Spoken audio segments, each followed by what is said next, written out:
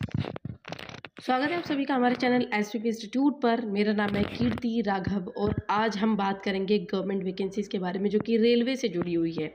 तो रेलवेज़ की जो रिक्रूटमेंट आई है रेलवेज़ आरआरबी, तो रेलवेज़ रिक्रूटमेंट बोर्ड की तरफ से एक नोटिफिकेशन आई है जिसमें ग्रुप डी लेवल की, जिसमें काफ़ी नंबर अच्छी मतलब नंबर ऑफ़ वैकेंसीज़ है, बहुत सारी वैकेंसीज़ इसमें आई है।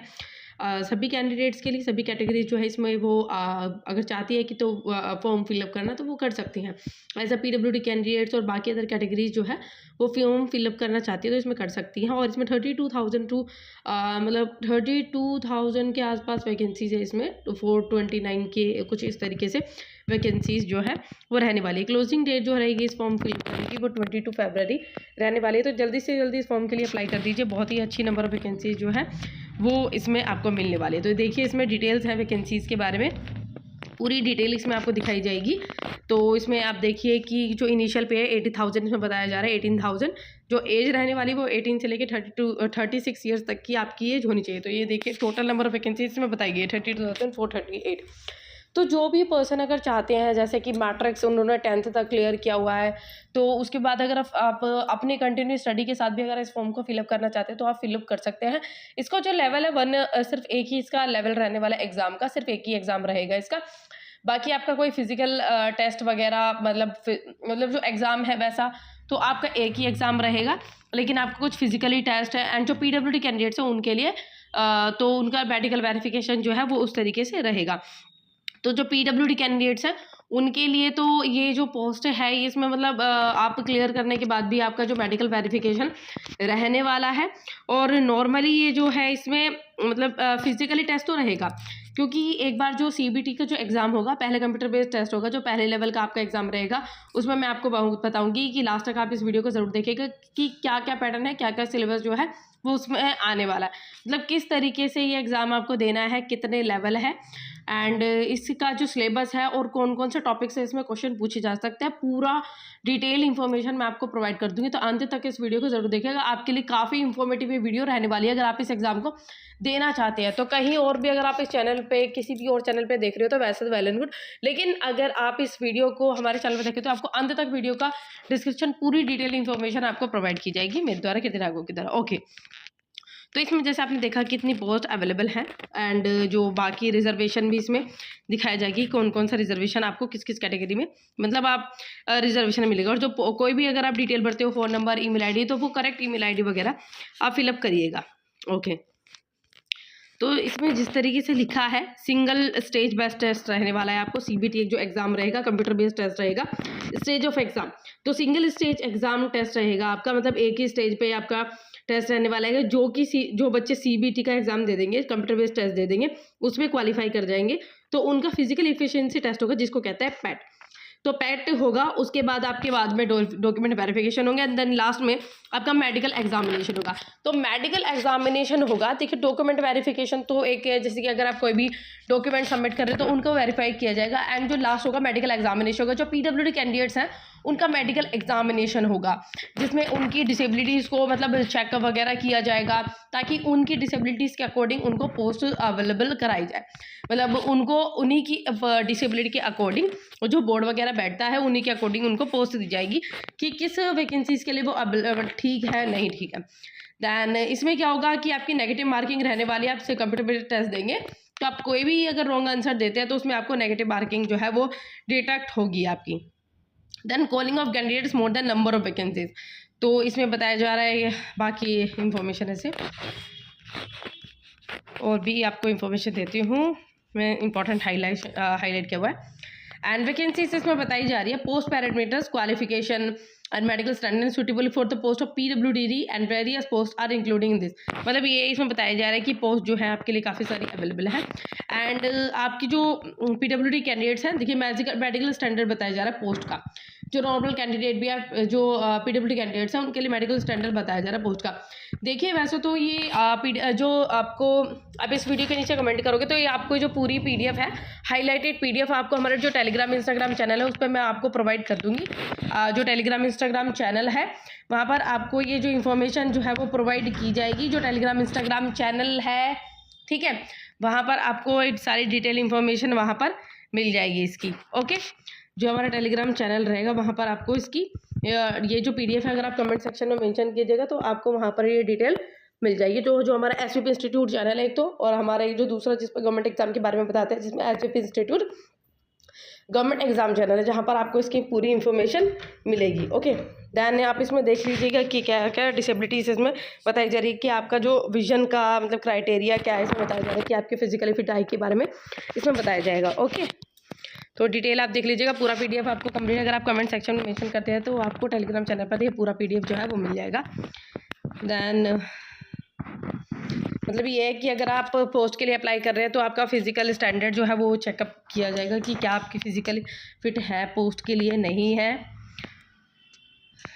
देखिए इसमें लिखा है, candidate found medically unsuitable for the applied shall not be given any alternative appointment, and those who are opting for A2 medical standard post may note that these posts have a stringent medical standard, hence they are specially advised to ensure that their fitness both in terms of vision as well as physical standard as per the prescribed requirement।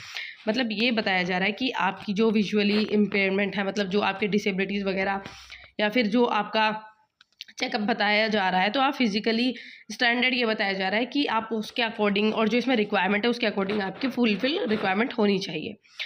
Then इसमें आपको as बताई जा रही है कि जो as रहेगी वो 18 से लेके 33 तक आपकी एज रहनी चाहिए नॉर्मल कोर्सेज में। एंड पैंडमिक के भी बारे में इसमें बताया जा रहा है कि जो उस टाइम पे कुछ एज रिलैक्सेशन के बारे में। दैन आप इसमें देखिए एज रिलैक्सेशन है, कौन कौन सी कैटेगरीज को कितनी एज रिलैक्सेशन मिलेगी। इसमें जो OBC कैटेगरी है उनको 3 साल का एज रिलैक्सेशन मिलेगा, और जो SC ST कैटेगरी है 5 ईयर्स का एज रिलैक्सेशन इसमें मिलेगा। एंड जो बाकी अदर कैटेगरीज हैं अनरिजर्व और EW 3 ईयर्स, OBC और NCL है नॉन क्रीमी लेयर है तो उनको 6 ईयर्स का एज रिलैक्सेशन इसमें मिलेगा। PWD कैंडिडेट्स हैं, नॉर्मल PWD है तो 10 ईयर्स का एज रिलैक्सेशन मिलेगा। एंड OBC और NCL साथ में PWD भी है तो 13 ईयर्स का एज रिलैक्सेशन मिलेगा। SC ST और PWD है तो 15 ईयर्स का एज रिलैक्सेशन आपको मिलेगा। बाकी जो और भी है जो सर्व कर रही है group C group D railway staff में, तो उनको 45 ईयर्स ऑफ एज इसमें बताई जा रही है।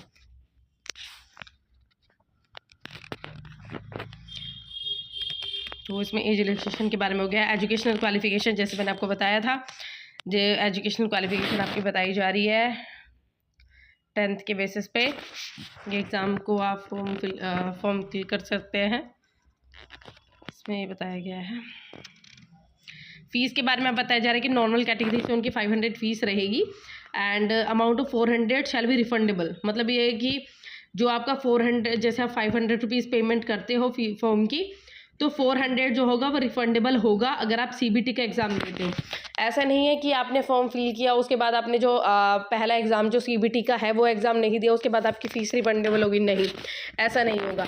आप अगर CBT के एग्ज़ाम में अपीयर करते हो तो उसके बाद आपकी जो फ़ीस है वो रिफंडेबल होगी, और ऐसे ही जो बाकी अदर कैटेगरीज़ हैं उनकी 250 रुपीज़ फ़ीस है, तो वो भी आपका CBT एग्ज़ाम देने के बाद ही रिफंडेबल होगी। मोड्स ऑफ पेमेंट है इसमें दिखाया जा रहा है, मोड्स ऑफ पेमेंट वगैरह के बारे में है।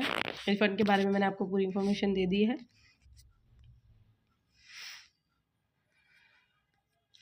दैन और भी इंफॉर्मेशन है PWD कैंडिडेट्स के बारे में है इंफॉर्मेशन।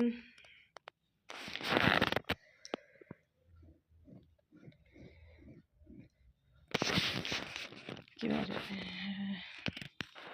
स्क्रैप की फैसिलिटी के बारे में भी इसमें बताया जा रहा है कि जो पर्सन है वो नहीं लिख सकते तो स्क्रैप की फैसिलिटीज़ को भी उनको वो भी मतलब अपॉर्चुनिटी मिलेगी, वो स्क्रैप की फैसिलिटी ले सकते हैं। ये डिसेबिलिटीज़ इसमें शो की जा रही है कि कौन कौन सी डिसेबिलिटीज़ इस एग्ज़ाम को दे सकती हैं। ये आपकी डिटेल बताई जा रही है कि कौन कौन सी डिटेल है। अनविजुअल ये विजुअल इक्विटी बताई गई है, इसमें लिमिटेशन डीफ सब इंफॉर्मेशन इसमें अवेलेबल है। स्क्रैप की फैसिलिटीज़ के बारे में बताया जा रहा है इसमें कि जो पर्सन है बेंचमार्क डिसेबिलिटीज़ के लिए, जैसे कैटेगरी है ब्लाइंडनेस और लोकोमोटिव डिसेबिलिटीज़ में, सेरेब्रल पैल्सी में, तो अगर वो स्क्रैप की फैसिलिटी लेना चाहते हैं तो उनको स्क्रैप की फैसिलिटी मिल सकती है। और ये भी इसमें RPWD एक्ट के बारे में इसमें बताया जा रहा है 2016 में, अगर आपकी डिसेबिलिटी 40% से कम है, जो कि सेक्शन 2 ऑफ RPDWID एक्ट के अंदर में नहीं आता है, लेकिन आप इसके अकॉर्डिंग भी अगर इसमें बताया जा रहा है कि स्क्रैप की फैसिलिटीज़ को अवेल कर सकते हैं, लेकिन उससे पहले आपको करना पड़ेगा एक सर्टिफिकेट जो है वो साइन करके, जो है मेडिकल बोर्ड्स वगैरह के द्वारा, जो आपके सिविल सर्जन है उनके द्वारा सर्टिफिकेट जो है वो दिया जाना चाहिए होगा पहले, उनको, ताकि आपको स्क्रैब की फैसिलिटी मिल सके, ताकि उनके द्वारा ये कहा जा रहा है कि पर्सन है डिसेबिलिटीज़ तो कम है लेकिन स्क्रैब की फैसिलिटी वो डिमांड करता है। ठीक है, अगर वो आप अपने स्क्राइब खुद से भी चाहते हैं तो आपको भी स्क्राइब मिल सकता है, खुद से अपने स्क्राइब भी ला सकता है, लेकिन वो उस एग्ज़ाम में अपीयर नहीं कर रहा और उसकी एजुकेशन जो लेवल बताया जा रहा है वो कम होना चाहिए। ठीक है, इसमें लिखा है कि all one eyed candidate and candidate whose visual degree of disability is less than 40% shall not be considered visually impaired person and provision for engaging style shall not be applicable to them. मतलब इसमें बताया जा रहा है कि जो person है one eyed candidate जिसकी एक आई है और जो मतलब दूसरी आँख से देख सकता है और 40% ही कम डिसेबिलिटी है तो उसको स्क्राइब की फैसिलिटी के बारे में इसमें मना किया जा रहा है। और भी डिटेल अगर आपको लगे कोई भी डिटेल हम मिस कर रहे हैं तो आप कमेंट सेक्शन आपके लिए ऊपर है, कमेंट सेक्शन में मेंशन कर दीजिएगा किसी भी डाउट से रिलेटेड। दैन इसमें मैंने आपको बताया था कि सीबीटी कंप्यूटर बेस्ड टेस्ट होगा, फिर आपका फिजिकल एफिशिएंसी टेस्ट होगा जो कि नॉर्मल कैटेगरीज के लिए है, और पीडब्ल्यूडी कैंडिडेट्स को इसमें मना किया जा रहा है कि वो अगर डिसेबल हैं तो वो नहीं कर सकते, तो वो मतलब उनके लिए एज अ नॉट कंपल्सरी इसमें बताया नहीं जा रहा है। नीचे मैं आपको दिखाऊंगी, दैन नीचे में आपको जो डिटेल्स वगैरह लिखी हैं वो आपको शो करूँगी इसमें। दैन डॉक्यूमेंट वेरिफिकेशन में होगा, फिर मेडिकल एग्जामिनेशन रहेगा। जैसे जो आपका सीबीटी एग्ज़ाम होगा उसमें एग्ज़ाम इन ड्यूरेशन जो होगी 90 मिनट्स की रहेगी, लेकिन जो पर्सन पीडब्ल्यूडी कैंडिडेट्स हैं जिन्होंने स्क्रैब की फैसिलिटी लिया उनको 120 मिनट जो है वो इस एग्ज़ाम को लिखने के लिए मिलेगा। दैन आपका कौन कौन से इसमें टॉपिक आने वाले हैं, जैसे जनरल साइंस रहेगा 25 क्वेश्चन रहेंगे जो कि 21 मार्क्स के रहेंगे, मैथ्स रहेगा 25 क्वेश्चन 25 मार्क्स के, general intelligence and reasoning 30 question 30 marks के, general awareness and current affairs रहेगा 20 क्वेश्चन 20 मार्क्स के। Then total number of question रहेगा आपके 100 क्वेश्चन जो कि 100 मार्क्स रहेंगे। नेगेटिव मार्किंग के बारे में मैंने आपको बताया था कि नेगेटिव मार्किंग रहेगी। ओके, तो इसमें सिलेबस बताया जा रहा है कि मैथ्स का क्या सिलेबस रहेगा ये आप देख लीजिए। Then general intelligence and reasoning का सिलेबस इसमें बताया जा रहा है, जनरल साइंस का सिलेबस है, current affairs and physical efficiency test जो है वो इसमें बताई जा रही है कि मेल कैंडिडेट और फीमेल कैंडिडेट्स है उनके लिए क्या क्या क्राइटेरिया होने चाहिए। 35 kg ऑफ वेट जो है, मतलब आप 2 मिनट में 100 मीटर्स की रनिंग कर सकते हैं, जबकि आपको मेल को 35 kg ऑफ वेट जो है वो उठाना पड़ेगा। एंड फीमेल के लिए इसमें बताया जा रहा है कि आपको 2 मिनट में 100 मीटर रनिंग करनी है, लेकिन 20 kg वेट को लेकर आपको। दैन इसमें रनिंग भी है 1000 metre running in 4 minutes and 15 second, and females के लिए 1000 metre running in 5 minutes and 40 seconds.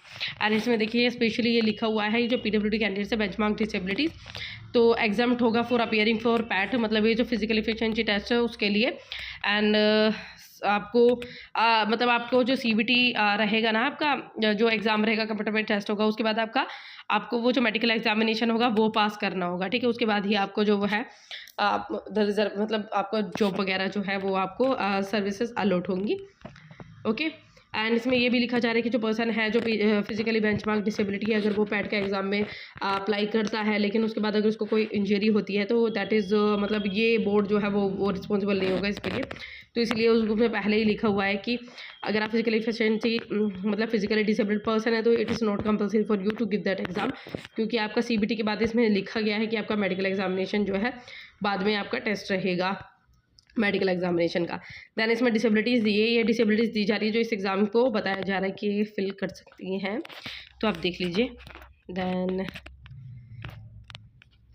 ये आपके लिए इंफॉर्मेशन है पीडब्ल्यूडी कैंडिडेट्स, जो अगर आप सर्टिफिकेट के बारे में इसमें दिखाया जा रहा है कि सर्टिफिकेट कौन कौन सा रहेगा। ये देखिए certificate disability permanent paralyse in case of amputation और complete permanent paralyse of limbs और डवार्फिज्म केस। तो ये सर्टिफिकेट है डिसेबिलिटीज़ का जो कि आपको देना होगा, ये सर्टिफिकेट है डिसेबिलिटीज़ का। ओके, दैन सेकंड है मल्टीपल डिसेबिलिटीज़ के केस में ये सर्टिफिकेट आपका रहने वाला है, ये वाला। एंड आपका जो इन केस अदर देन दोस्त मेंशन इन, जो फॉर्म 5th और 6th में नहीं मेंशन है उसके अलावा कोई डिसेबिलिटी का सर्टिफिकेट ये रहेगा। दैन फॉर स्क्राइब, अगर आप स्क्राइब की फैसिलिटी ले रहे हैं तो ये सर्टिफिकेट आपका रहेगा। स्क्राइब की फैसिलिटी जब आप लेंगे तो ये सर्टिफिकेट आपका रहने वाला है। एंड डिसेबिलिटीज़ अगर आपकी पर्सन जिसकी डिसेबिलिटी 40% से कम है तो उसके लिए ये सर्टिफिकेट है। Less than 40% disability and having difficulty in writing, जो स्क्राइब की फैसिलिटी डिमांड करता है उसके लिए सर्टिफिकेट है। तो ये मैंने आपको कंप्लीट इन्फॉर्मेशन जो है वो इस चैनल पर प्रोवाइड करवा दी है, ये स्विप इंस्टीट्यूट चैनल पर ये सारी इन्फॉर्मेशन आपको मिल गई है। अगर आपको कोई वीडियो पसंद आई हो, इन्फॉर्मेटिव लगी हो, तो हमारी इस वीडियो को लाइक कीजिए। अगर इस टॉपिक से जुड़ा हुआ कोई भी अगर आपका डाउट है तो कमेंट सेक्शन आपके लिए मेंशन है, कमेंट्स में मेंशन कर दीजिएगा। ओके, कमेंट सेक्शन आपके लिए खुला हुआ है, कमेंट में मेंशन कर दीजिएगा अगर आपको कोई भी डाउट है तो। ओके।